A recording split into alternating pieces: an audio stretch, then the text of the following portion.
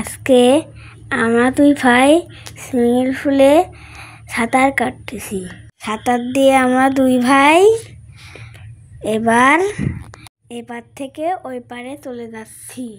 আমি পার হয়ে গেছি, আমার ভাইয়া সুইমিংয়ের মাঝখানে সাঁতার দিচ্ছে। আমি ওই পার থেকে চলে আসছি, আমার ভাইয়া ওই পারে যেতে পারিনি। আমি আবার ওই পার থেকে এই পার চলে আসতেছি। প্রথম আমার সাঁতার দিতে অনেক ভয় লাগতো। আমার ভাইয়ার কোনো ভয় লাগতো না, সে দৌড়ায় লাফ দিয়ে সাঁতার দিত। কিন্তু এখন আমার ভয় অনেকটাই কমে গেছে।